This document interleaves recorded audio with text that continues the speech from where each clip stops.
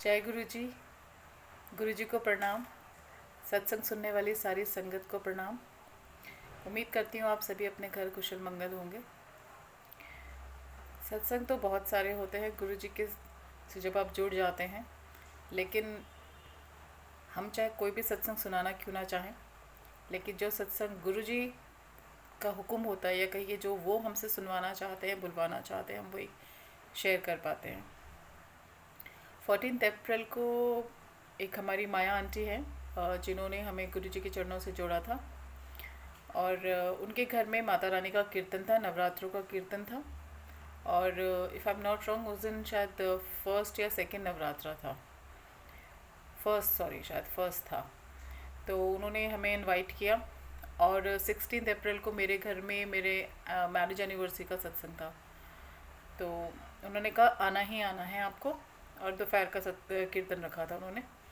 क्योंकि आप जैसा कि सभी जानते हैं कि कोरोना के टाइम पे आजकल किसी के भी कहीं भी जाने आने में बहुत डर लगता है, एंड सडनली नवरात्रों के टाइम पे जो कोरोना एकदम से इतनी बुरी तरीके से फैलने लगा, तो हम सभी बहुत पैनिक हो गए थे। इतना तो फर्स्ट टाइम भी नहीं हुए थे। तो मुझे था मैं क्या करूं, जाऊं कि नहीं जाऊं। तो मैंने अपने हस्बैंड से पूछा, तो उन्होंने कहा देख लो तुम्हें क्या करना है। तो मुझे था कि नहीं यार, जाना चाहिए। कोई उनके घर में काज है तो जाना चाहिए, और फिर हम किसी के उसमें नहीं शामिल होंगे तो कोई फिर हमारे भी उसमें नहीं शामिल होगा। सो एनी हाउ मैंने अपने बेटे को बोला कि हम चलेंगे, और उसकी ट्यूशन थी। लेकिन मेरे को था कि गुरुजी अगर मैं ट्यूशन छोड़ के अगर कीर्तन में गई तो फिर टीचर काफ़ी नाराज़ होंगी। लेकिन कुछ ऐसा हुआ कि उन्होंने ही कह दिया कि आज क्लास नहीं है। तो हम बहुत खुश हो गए। हमने कहा जय गुरु जी। तो बहुत अच्छा हुआ कि हम बिना बुरे बने हुए, बिना डांट खाए हमें तो छुट्टी मिल गई। तो एनी हाउ हम लोग सत्संग में गए, सॉरी कीर्तन में गए, और बहुत अच्छा हुआ। तो काफ़ी डांस वांस हुआ, गुरु जी का स्वरूप भी वहाँ लगा था। गुरु जी का भी वहाँ पे भोलेनाथ के भी भजन चले, सुन के बहुत अच्छा रहा। काफ़ी सब कुछ अच्छा से हुआ, हम राज़ी खुशी घर आए। मैं और मेरा बेटा ऐसे ही बैठे हुए थे। So we were like chatting and normally अपनी जो बातचीत चल रही थी। तो मैंने देखा कि मेरे बेटे के माथे पे ना जो तिलक लगा हुआ था, वो जो तिलक था वो ओम में कन्वर्ट हो गया। तो पहले, इससे पहले कि मैं एक्साइटेड हूँ, तो मैंने फटाक से उसकी पिक्चर क्लिक करी, और मैंने वो सबको भेजी, उन आंटी को भी भेजी जिनके कीर्तन में हम गए थे। तो मैंने 4-5 लोगों से पूछा कि भाई आप लोगों को क्या नज़र आ रहा है इसमें, क्योंकि मेरी थोड़ी आई साइट की आजकल थोड़ी ज़्यादा प्रॉब्लम हो रही है। तो मुझे लगा आई माइट बी रॉन्ग, और खामखा खुश हो जाऊँ और पता चले कुछ भी ना हो। तो फिर मैंने उन सबको भेजा, सबने कहा आंटी तो ओम है। और मैंने वो फ़ोटो खींच के अपने बेटे को दिखाई, तो ही सेड हाँ मम्मा मुझे तो ओम ब्लेस हुआ है। सो जैसा कि आप जानते हैं, जब गुरुजी हमें कुछ ब्लेस करते हैं ना, तो हम लोग पागलों की तरह उछलना शुरू कर देते हैं, और खुशी का कोई ठिकाना ही नहीं होता। You know we actually become speechless. पता ही नहीं होता उस खुशी को बयान कैसे करें। सो शुक्राना गुरुजी, शुक्राना कि आपने मेरे बेटे को इतनी प्यारी ब्लेसिंग्स दी। उस वक्त हमारा, खैर सबको हमने बताया, और 16 को हमारा सत्संग भी बहुत बहुत प्यारा सत्संग गुरुजी ने करवाया। और उसका भी मैंने सत्संग जो है जो भी सत्संग रहा मेरा, वो जो भी उस वक्त एक्सपीरियंस रहा, वो मैंने अपने पहले वीडियो पे शेयर किया हुआ है, आप संगत को सुन सकते हैं। तो हम अच्छे से सत्संग हो गया, सब कुछ हुआ। 2-4 दिन बाद मुझे सडनली फ़ीवर होना शुरू हुआ, और फीवर माइल्ड था, इतना टेम्परेचर नहीं था, बट पता नहीं क्यों मुझे इतनी वीकनेस हो गई उस फीवर से कि मेरे को खुद का बॉडी वेट उठाना भी मुश्किल हो रहा था। तो मुझे लग रहा था यार ऐसा क्या हुआ मुझे कि मुझसे खुद का ही नहीं वेट उठ रहा है। तो मैं परेशान हो गई। फीवर उतरे चढ़े, फीवर उतरे चढ़े। तो मैंने अपने बेटे को बोला कि बेटा आप ऐसा करो, आप ना दूसरे रूम में सो जाओ, और as a precaution, never know ये क्या है, अगर वायरल भी है तो भी आप दूसरे ही रूम में सो, बिकॉज फिर ये इसके भी तो होने के चांसेस है। और my husband was not at home at that time, and I was like यार क्या करूँगी मैं। सो उसने कहा ठीक है मम्मा मैं सो जाता हूँ दूसरे रूम में। और बिल्कुल ही हम अलग थे। आई स्टार्टेड वेयरिंग मास्क और ये, बट हाँ खाना वाना तो मुझे ही बनाना था, कुकिंग सब मुझे ही करनी थी। और तो फिर एनीवेज मैं जितना भी डिस्टेंस उससे रख सकती थी मैंने रखा। फिर अचानक से मेरा बुखार एकदम बढ़ा और चढ़ा और उतरे और चढ़े, बस ये लगा रहा। तो मुझे लगा कि यार ये क्या हो रहा है, या तो ये ठीक हो जाए या तो फिर क्या बोलूँ, मैं काफ़ी मैं इरिटेट हो रही थी उससे। और मेरे पास जैसा कि अभी आप जानते हैं कि अभी मेडिसिन कोई भी चीज़ लेने नीचे उतरो या कहीं जाओ तो अब कितना पहले से इतने पैनिक हुए, और मेरे आसपास बहुत सारे अचानक से, this was the first time कि मेरे आसपास इतने कोविड पेशेंट आ गए थे, and they were like unfortunately two of them died. तो I was like so much in tension and stress that मैं व्हाट डू आई डू। और मेरे को तो यही मेडिसिन पे ही सरवाइव करना पड़ेगा। तो अचानक से मुझे याद आता है कि गुरुजी, माया आंटी बहुत साल पहले मेरे के लिए गुरु उनके थ्रू गुरुजी ने लॉकेट भेजा था अपना ब्लेस करके ये बड़े मंदिर से। और वो लॉकेट जब मैंने उस वक्त भी पहना था तब भी मैं बहुत बहुत बुरी हेल्थ इशू से गुजर रही थी। मतलब मुझे गुरुजी ने कितनी बार दूसरी ज़िंदगी बख्शी है ना, ये तो मैं गिनती भी भूल गई हूँ। मैं हर साल इतनी बुरी तरह बीमार पड़ती हूँ कि ऐसा लगता है कि बस अब अंत आ गया। और लेकिन गुरुजी महाराज की ऐसी कृपा है कि वो हर बार मुझे खींच के बाहर ले आते हैं। एंड आई एम शुक्राना गुरुजी। तो उन्होंने ही मुझे वो चिताया कि मेरा मेरा वो लॉकेट का है। मैंने वो लॉकेट उतार के रख दिया था बिकॉज मुझे लास्ट समर बहुत रैशेस हो रहे थे नेक पे, और मुझे लगा कि ये थोड़ा सा इसका जो मेटल है कि इसकी वजह से कुछ और ना बढ़ जाए या कुछ और दिक्कत ना हो जाए। So I kept it in the mandir. I said कि ठीक है, जब भी मेरा सारे बॉडी रैशेस ख़त्म हो जाएंगे तो then I will wear again. And मैं धागे में भी नहीं पहन पा रही थी। आप सोचिए कि मुझे कितना बुरी तरीके से सारे वो स्किन प्रॉब्लम हुई होगी। सो आई केप्ट इट इन माई मंदिर। तो गुरुजी ने मुझे सडनली वो लॉकेट याद दिलाया जो गुरुजी ने मुझे ब्लेस करके उस वक्त भेजा था। और मैंने वो लॉकेट निकाला और मैंने कहा वाह, ये तो मेरी ब्लेसिंग है, मैंने ये क्यों नहीं पहनी। और आप मानेंगे नहीं, जैसे मैंने वो लॉकेट पहना ना उसके बाद से मुझे बुखार बिल्कुल भी नहीं आया। सो शुक्राना गुरुजी, thank you so so much कि आपने मुझे ऐसे संभाला और इस तरीके से ब्लेस किया। You took care of me as always. लेकिन उसके सडनली तीसरे दिन जब मैं बिल्कुल ठीक हो गई और मुझे कुछ भी नहीं था, थर्ड डे मैंने अपने बेटे को बोला कि आप मेरे पास आके सो जाओ, और अब तो मुझे 2 दिन से फीवर वगैरह कुछ ऐसा है नहीं, अब आप मेरे पास आके सो जाओ। ही सेड ठीक है मम्मा। लेकिन मेरे को थोड़ा तबीयत डाउट लगी, तो पता नहीं क्यों मेरे मन में ऐसा क्यों आया या क्या हुआ मुझे याद नहीं ठीक से। मैंने उसको बोला कि आप ऐसा करो, आज आप दोबारा से अपने ही रूम में जाके सो। इसे मम्मा अब तो आप ठीक हो, मैं अब सो सकता हूँ आपके पास। मैंने कहा नहीं, आप अब जाके, एक दिन की बात और है, जहाँ इतने दिन हमने वेट किया, एक दिन और ले लो जस्ट एज अ प्रिकॉशंस। तो वो जाके दूसरे रूम में सो गया। गुरु जी के सत्संग में हम अक्सर बलून्स वगैरह से डेकोरेशंस करते हैं। आप मानेंगे नहीं, मुझे वक्त का याद नहीं है, लेकिन वो ना, if I am not wrong, वो अमृत वेला के आसपास वो सारे बलून्स ना फूटने शुरू हो गए। और मेरी एकदम झटके से नींद खुली, मेरा बेटा दौड़ के मेरे पास आया, उसने मम्मा क्या हुआ है। मैंने कहा बेटा कुछ नहीं हुआ है, शायद ये बलून फूट रहे हैं। तो कहता अच्छा ठीक है मम्मा। मैंने कहा आप जाओ, आप सो जाओ। अब वो जाके सो गया। वो सो गया, उसके जाने के कुछ देर, उसके रूम में जाने के कुछ घंटों बाद या 1-2 घंटे बाद उसको फीवर चढ़ना शुरू हुआ। और उसको आप यकीन नहीं मानेंगे गुरुजी, उस संगत जी की उसको इतना तेज़ फीवर हो गया कि वो बच्चा बिस्तरे में लेटा लेटा मुझे आवाज़ तक नहीं लगा सका। एंड वो इतना कर्रा रहा था फीवर से। He told me in the morning कि मम्मा, मैं गुरुजी को कह रहा था कि गुरुजी प्लीज़ मेरी मदद करो, मुझे इतना कर दो कि मैं उठ के मम्मा के पास चले जाऊँ और उन्हें बता सकूँ कि मम्मा मुझे फ़ीवर हो रहा है। वो मेरे पास सुबह आया कैसे तैसे, तो उसने मुझे उठाया।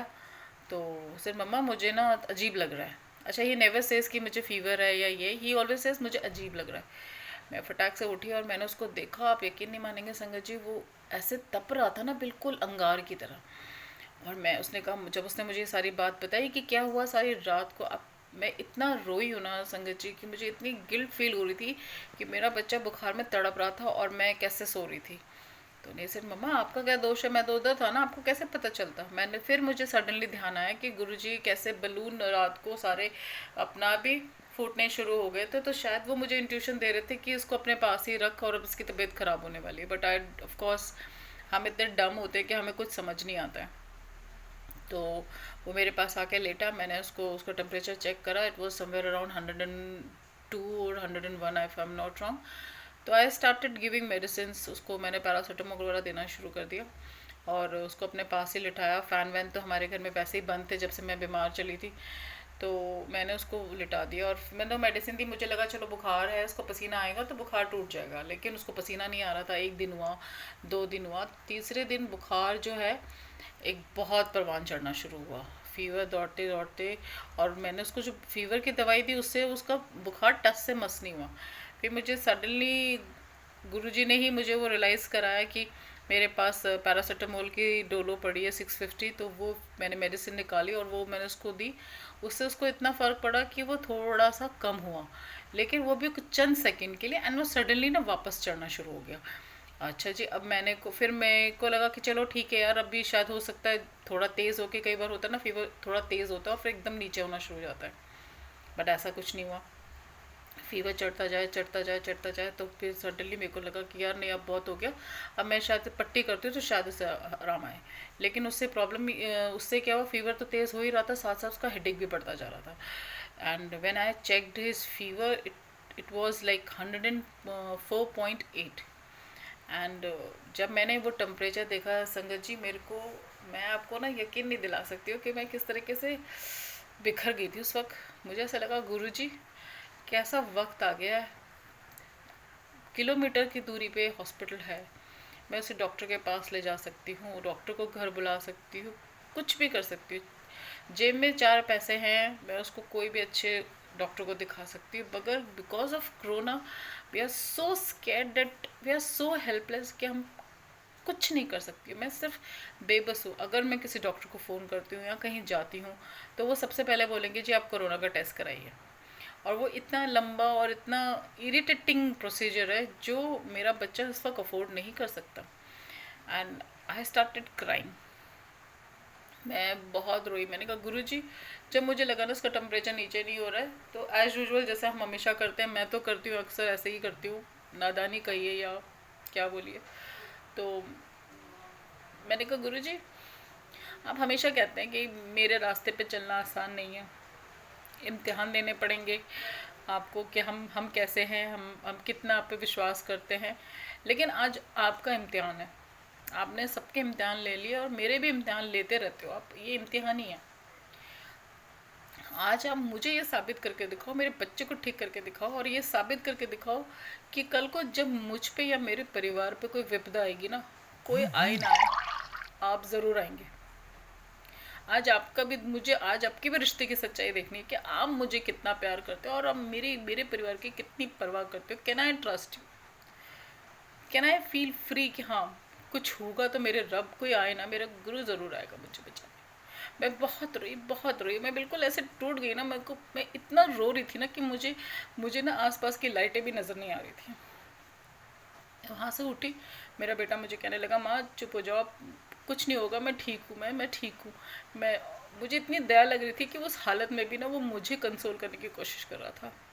मैं वहाँ से उठी, मैं गुरुजी के रूम में आई, मैं गुरुजी के आगे मैंने मत्था टेका और मैं बहुत रोई।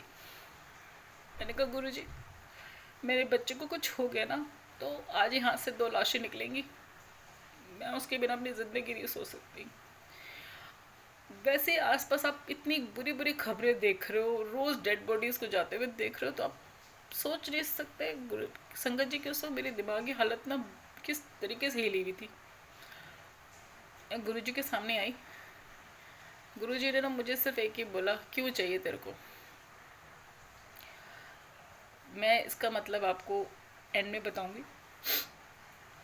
मैंने कहा गुरु जी माफ़ कर दीजिए मुझे, मेरा बच्चा बख्श दीजिए। आज मेरे से जो भी गलती हुई है ना, मैं आपके चरणों में नाक रगड़ के माफ़ी मांगती हूँ, बट मेरे बच्चे को आज बख्श दीजिए। मैं इतनी पागलों की तरह रोई हूँ ना, मैं ज़मीन पे लेट लेट के हाथ जोड़ जोड़ के रोई उनके आगे। मैं वहाँ से उठी, मैंने उनसे अरदास करी, माफ़ी मांगी और मैं अपने बेटे के पास गई। आप यकीन नहीं मानेंगे संगत जी, जो बुखार 4 दिन से 3 दिन से टूट नहीं रहा था, वो जस्ट चंद सेकेंड में, लेस देन अ सेकेंड, मेरे बच्चे का फीवर बाय गुरुजी's ग्रेस 104.8 से 101 पे आया और मेरी जान में जान आई। मैंने अपने बेटे को देखा, गुरुजी का शुक्राना करा। उसके बाद मेरे बच्चे का बुखार उतरता चला गया। आता था 100, लेकिन वो उस क्रिटिकल लेवल पे नहीं जाता था। 101, 102, 101, 102 ऐसे ही रहता था। मेरा बच्चा माने कि नहीं 4 दिन के बुखार में इतना सूख गया था कि मैं उसकी शक्ल नहीं पहचान पा रही थी। उसके चेहरे की ना हड्डियां नजर आने लग गई थी। वही बच्चा जो 16 अप्रैल के संगत सत्संग तक एकदम इतना खिला हुआ, इतना खूबसूरत बच्चा, इतना गोरा चिट्टा बच्चा, इतना प्यारा लग रहा था, लेकिन वो 24-25 तारीख को ऐसा हो गया था कि मैं उसे पहचान नहीं पा रही थी कि ये क्या हो गया मेरे बच्चे को। और मैं अभी जब भी उसको देखती हूँ ना तो मेरे दिल अंदर से ऐसा होता है कि भगवान, कैसा फूल सा बच्चा था, मुरझा गया मेरा। शुक्राना गुरु जी कि आपने मेरे बच्चे को नया जीवन बख्शा, उसके प्राणों की रक्षा करी। उस दिन आपने मुझे उस ओम का मतलब बताया कि हाँ, मेरे बेटे पे कष्ट आना था, आपने उसको ब्लेस किया, उसे अपनी शरण में रखा, उसे अपने प्यार का कवच पहनाया, जिसकी वजह से वो इतनी बड़ी जंग जीत सका। वो बिना आपकी मदद के, बिना आपके ब्लेसिंग्स के मुमकिन नहीं थी गुरु जी। मैं एक अकेली माँ क्या कर सकती थी। मैं इतना रो रही थी ना उस वक्त कि गुरुजी, मैं, मेरी खुद हेल्थ इश्यूज इतनी ख़राब है, मैं इतनी वीक हो गई हूँ, मेरे से नीचे नहीं उतरा जा रहा, मैं 4 मंजिल उतर के अपने बच्चे के लिए कैसे दवाई लाऊंगी, क्या करूँगी। आप मानेंगे नहीं, घर में ऐसी हालत हो गई थी ना माँ बेटे की कि हम लोग ढंग से खाना भी नहीं बना पा रहे थे। कभी मैं अपने, मेरी तबीयत ख़राब, मैं रिकवर होती, वो बीमार पड़ गया। तो ये होता था, कभी रात को ही होता था कि चलो दाल और रोटी बन गई, मैं दिन में तो होता था जी कभी ब्रेड खा लिया, कभी कुछ ऐसे छोटा मोटा जो बन सकता था। लेकिन अगले ही दिन आप यकीन नहीं मानेंगे, जो मेरी मेड इतने टाइम से, मैंने कोरोना की वजह से उसे बोला था कि नहीं अभी कुछ दिन तुम बाद आना, उनका वो, मैं बाहर बालकनी में खड़ी होती हूँ next morning, and I saw her going in someone's house, and मैंने उसको कॉल किया और मैंने उसको बोला कि प्लीज़ तुम मेरे लिए ये सामान ला दो, मेडिसिन चाहिए और एक पैकेट दलिया ला दो, क्योंकि बहुत दिन से ढंग से खाना नहीं खाया है। तो उसको जब मैंने सब बताया तो she was also very sad कि इतना हुआ। यू वोंट बिलीव, सिर्फ उस सेम डे मेरे घर में जो ऑनलाइन राशन आना था, राशन आया। जो भी मुझे मेडिसिन चाहिए थी, जो भी सामान चाहिए था, गुरुजी ने मुझे सब अरेंज करके मेरे घर में रख दिया। और मैं इतनी हैरान थी ना, मैंने कहा गुरुजी, मैं कल सारी रात ये सोचती रही थी कि मैं कैसे मेडिसिन लेके आऊँ, कैसे अपने बच्चे के मुंह में अच्छी रोटी डालूँ, क्या करूँ क्या नहीं करूँ। जब आप घर में, आपके ज़्यादा हेल्पिंग हैंड नहीं होते ना, तो माओ को सबसे पहले यही होती है, अगर मैं बीमार होगी ना तो मेरा बच्चा रोटी कैसे, रोटी खाएगा, कैसे खाना बनेगा, हमें पहले यही चिंता हो जाती है। लेकिन गुरुजी की इतनी कृपा रही कि गुरुजी महाराज ने वो मुझे राशन, सारा सामान, दवाइयाँ, मेडिसिन, सब कुछ उन्होंने मुझे अरेंज करा दिया। और मेरे को वो ज़रा सा भी, जैसे कहते हैं ना, पता नहीं लगा, बिल्कुल कहते हैं ना हवा के एक झोंके में सब आ गया घर। तो शुक्राना गुरुजी, अनंतम शुक्राना आपका। मैं जितना भी शुक्राना करूँ गुरुजी आपका उतना कम है। मैं, गुरुजी ने मुझे उस दिन ऐसे क्यों बोला कि तुझे क्यों चाहिए, मैं इसका संगत जी आपको बताती हूँ। और स्पेशली मेरी पेरेंट्स से हाथ जोड़ के विनती है कि इस बात को ध्यान से सुनिएगा और सीरियसली लीजिएगा। अक्सर हमारे बच्चे जब हमें बहुत तंग करते हैं ना, बहुत ज़्यादा तंग करते हैं, तो हमें लगता है कि बस हम उनको गुस्सा करते हैं, कई बार उनको एक आध चपत भी लगा देते हैं। लेकिन कई बार ऐसा होता है कि अक्सर माओं के साथ ऐसा होता है कि माओं की ज़्यादातर फ्रस्ट्रेशन कई बार जाने अनजाने बच्चों पे निकल जाती है, वो नहीं चाहती है बट निकल जाती है। लेकिन आजकल की जनरेशन्स को संभालना बहुत मुश्किल है, स्पेशली ग्रोन अप बॉयज़। और मेरा भी कई बार ऐसा होता था कि मैं उस पर बहुत चिल्ला जाती थी, और I I completely bursted on him most of the time, lot of time. And मुझे ऐसा, मैं कई बार ऐसे वचन मुँह से निकल जाते थे जो मुझे नहीं बोलने चाहिए, एंड मैं उसके लिए बहुत शर्मिंदा हूँ, बहुत ज़्यादा शर्मिंदा हूँ। मैंने गुरुजी से कहा, गुरुजी, माँ बाप, माएँ कभी बच्चों को दिल से नहीं कोसती हैं या दिल से कुछ नहीं कहती हैं। जब हम पे बीत जाती है ना, तो हमारे मुंह से वो भी निकल जाता है जो हम नहीं कहना चाहते। लेकिन हाँ, मैं माँ हूँ, मगर मुझे सब कुछ भी कहने का अधिकार नहीं है, क्योंकि कभी नहीं पता होता ज़ुबान पे कब सरस्वती माँ उसको ब्लेस कर दे उस चीज़ को, और वो ज़ुबान, वो कटु ज़ुबान सच हो जाए। I said Guruji I am so sorry, आज आप मेरे बच्चे की ज़िंदगी बख्श दीजिए, मैं वादा करती हूँ मैं उस लेवल पे कभी नहीं जाऊंगी। दुनिया की कोई माँ अपने बच्चे का बुरा नहीं चाहती, लेकिन हम उनके लिए इतनी डरी रहती हैं, इतनी इनसिक्योर रहती है उनके आने वाले कल को लेके, उनके फ्यूचर को लेके, उनकी पढ़ाई को लेके, उनकी हेल्थ को लेके, हर चीज़ के लिए हम इतना सोचती है ना कि वो ओवर थिंकिंग हो जाती है। और ऐसा ही मेरे साथ था। मुझे ऐसा लगता था, एक तो मैं अपनी हेल्थ से बहुत परेशान रहती थी, और क्योंकि आप एक न्यूक्लियर फैमिली में रहते हो तो आपको पता है कि आपको बीमार होने का भी अधिकार नहीं होता, क्योंकि आपको पता है अगर आप बीमार हो गए ना तो कोई आपको एक कप पानी देने वाला भी नहीं, एक गिलास पानी देने वाला भी नहीं, आपको मेडिसिन खाना सब कुछ खुद ही करना है। और एक एज पे आके ना चीज़ें कई बार it's become little frustrating and intolerable. But yes गुरुजी, जैसे कि आपने कहा कि हाँ, ये मुझे जताया, ये एहसास दिलाया कि हमें सोच समझ के बोलना चाहिए, चाहे हम कैसी भी सिचुएशन में क्यों ना हो। तो संगत जी, स्पेशली माताएं, क्योंकि वो ज़्यादा वक्त बच्चों के साथ घर में रहती हैं, और आजकल तो फादर्स भी घर पे ही हैं, अनफॉर्चुनेटली ऐसा माहौल है बाहर। मेरी आपसे हाथ जोड़ के विनती है, चाहे कितने फ्रस्ट्रेशन हो जाए, चाहे बच्चे पढ़ाई में ध्यान दे रहे हैं नहीं दे रहे हैं, सुन रहे हैं नहीं सुन रहे हैं, चाहे डांटिए, ज़रूर डांटिए, वो आपका अधिकार है, वो सही रास्ते पे लाना आपका अधिकार है, वो आपकी ड्यूटी है, लेकिन शब्दों का इस्तेमाल बहुत बहुत सोच के कीजिए। मैं उसकी बहुत बड़ी एग्जाम्पल हूँ। मुझे ऐसा गुस्सा नहीं आता, मैं उल्टे सीधे प्रवचन, उल्टे सीधे वचन नहीं बोलती हूँ, लेकिन कई बार जब आप ज़िंदगी में बहुत थपेड़े खाते हैं ना, तो कई बार आप अपनी हदें भूल जाते हैं। वही मैंने भी किया, मगर मेरे गुरु ने, मैं ऐसे गुरु के चरणों में बैठी हूँ जिन्होंने मुझे सही राह दिखाई, मुझे मेरी गलती का एहसास दिलाया, और मुझे एहसास दिलाया कि ज़िंदगी में कुछ भी हो जाए ना, अपनी लिमिट क्रॉस नहीं करनी चाहिए।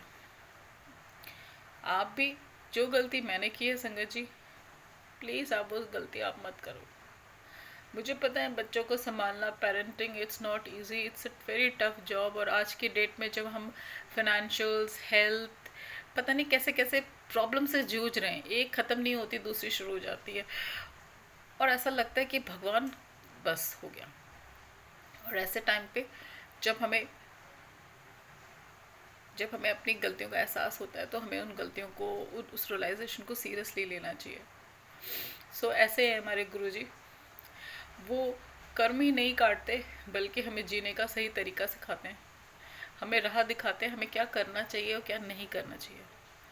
और लाइफ में कभी भी, ये गुरुजी के अपने वचन है कि लाइफ में कभी भी भगवान को, गुरुआनु कभी भी फॉर ग्रांटेड नहीं लेना चाहिए। हम ऐसा सोचते हैं ना कि हम कुछ भी करेंगे गुरुजी हमें संभालेंगे, नहीं, ऐसा नहीं है। गुरु ने हमें राह दिखाई है, हमें बुद्धि दी है, हमें सोचने समझने की ताकत दी है, तो सही फैसला लीजिए। हालात चाहे जो भी हैं, बहुत बुरे हालात हैं, यकीन मानिए हम भी ऐसी सिचुएशन फेस कर रहे हैं, मगर गुरु जी के होते हुए कुछ नहीं होगा। आप गुरु जी पे विश्वास रखिए। जब जब मन नेगेटिव हो, जब जब लगे कि नहीं अब कुछ नहीं हो सकता, तब तक अपने गुरु जी का स्वरूप देखिए, उनके स्वरूप के सामने जाके खड़े हो जाइए, मत बोलिए कुछ, बस उनको निहारिए। आप उनके आंखों में जब देखेंगे ना, आपको जो शक्ति, जो पॉजिटिविटी, जो कहते हैं ना राहत मिलेगी, जो होप मिलेगी ना, वो आपको किसी चीज़ से नहीं मिलेगी। आप सिर्फ और सिर्फ उन पे भरोसा कीजिए। गुरुजी नहीं कहते हमको कि आप कोई, उन्होंने कोई ऐसे बहुत ज़्यादा रूल्स नहीं बनाए, ऐसे कभी हमें लेक्चर्स नहीं दिए बैठा के, वो सिर्फ यही कहते थे अच्छे कर्म करो, भजन सिमरन करो, पाठ करो। और ये वक्त बहुत बुरा है, इस टाइम पे अमृत वेला प्लीज़ ज़रूर कीजिए, गुरुजी से अरदास कीजिए, गुरुजी हमें अमृत वेला बख्शिए। चाहे 5 मिनट के लिए उठिए, 10 मिनट के लिए उठिए, बिस्तर पे ही लेटे रहिए, कोई ज़रूरत नहीं है बेफजूल के कहते हैं ना रिचुअल्स करने में, क्योंकि उस वक्त आप फॉर्मल हो जाएंगे, आपका वो श्रद्धा, वो भाव नहीं आ पाएगा। तो शुरुआत में आप ऐसे ही शुरू कीजिए कि आप उठिए, बिस्तर पे ही लेटे लेटे अपने गुरु जी का मंत्र जाप कीजिए, हाथ जोड़ के उनसे अरदास कीजिए, अपने गुनाहों की माफ़ी मांगिए जो हमने चाहे पिछले जन्म में किए हम रोज़ करते हैं, और उन्हें हर हाल में शुक्राना बोलिए। गुरुजी कहते थे कि एक शुक्राना 80 कर्म काटता है।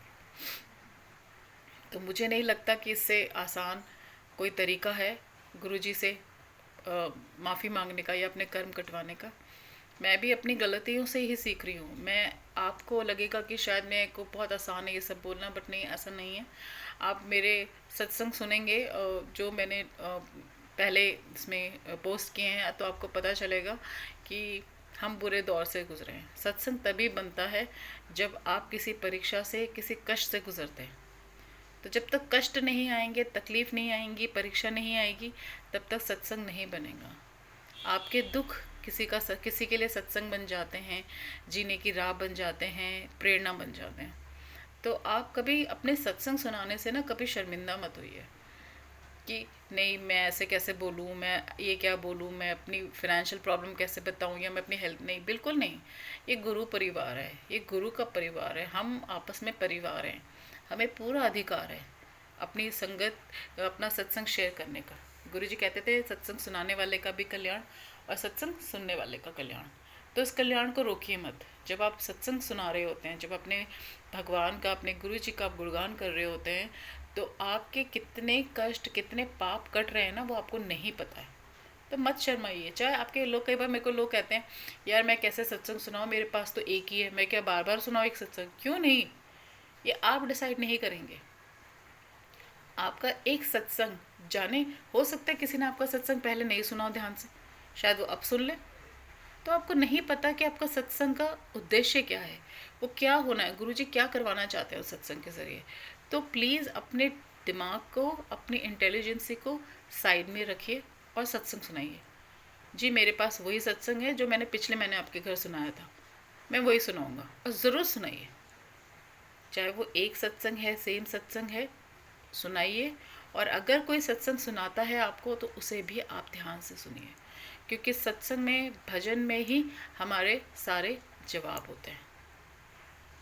तो ये जो वक्त चल रहा है, इस वक्त से, इन हालातों से सिर्फ और सिर्फ हमें गुरुजी बचा सकते हैं, हमारे भजन सिमरन बचा सकते हैं। उनसे जुड़िए, कितनी भी नेगेटिविटी क्यों ना आए, जब तक सांस है उस सांस का सही इस्तेमाल कीजिए। ज़िंदा है तो रब ने किसी उद्देश्य से ज़िंदा रखा है, नहीं तो आज आप देख रहे हैं दुनिया में लाशें पत्तों की तरह गिर रही हैं। और अगर हम सही सलामत हैं अपने गुरु जी की ग्रेस से, तो हमें उसका सही इस्तेमाल करना है बाय वर्शिपिंग हिम। उनका नाम जपिए, खुद भी सुनिए, दूसरों को भी सुनाइए, जोड़िए। क्यों नहीं, वो भी गुरु सेवा है। उस बड़े मंदिर में ही सेवा करके, सत्संग में ही सेवा करके सेवा नहीं होती है। आप सत्संग सुनाइए, सबको जोड़िए। कोई दुखी है, दुख मत सुनिए। गुरुजी कहते थे कभी किसी के दुख नहीं सुनने चाहिए, क्योंकि वो आपकी पॉजिटिविटी ले जाता है और अपनी नेगेटिविटी आपके पास छोड़ देता है। खुद तो वो बोल के हल्का हो गया, लेकिन आप उसके गम में डूबे रहेंगे, सैड हो जाएंगे, अरे यार उसको ये प्रॉब्लम है, उसको वो प्रॉब्लम है, आपका अपना भजन सिमरन भी डिस्टर्ब हो जाएगा। सो उनको बोलिए कि आप गुरुजी, अभी तो मंदिर नहीं खुले हैं, लेकिन उनको बोलिए आप मंदिर नहीं भेज सकते तो आप उन्हें बोलिए आप मेरे गुरुजी से जुड़िए, आप उनका भजन सुनिए, आप सत्संग सुनिए, आपको बहुत अच्छा लगेगा। मेरे गुरुजी हर कष्ट काटते हैं। सो अच्छे कर्म कीजिए और गुरु जी के बताए हुए रास्ते पे चलिए। अपना काम, अपना कर्तव्य ईमानदारी से करिए और बिल्कुल भी निराश मत होइए। मुझे पता है गुरु जी के रास्ते पे चलना आसान नहीं है, ये गुरु जी खुद कहते थे। ये हमारी परीक्षा है, और जब हम इस परीक्षा में पास हो जाते हैं ना, तो हमें उसके बाद बहुत आशीर्वाद, गुरु जी का बहुत प्यार मिलता है। हम तो सिर्फ उन कष्टों का रोना रोते हैं जो हमारे ऊपर हैं, लेकिन जो कष्ट हम तक पहुँचे ही नहीं ना, जो गुरु जी ने अपने पे रोक लिए, उन कष्टों का तो हमें पता ही नहीं है।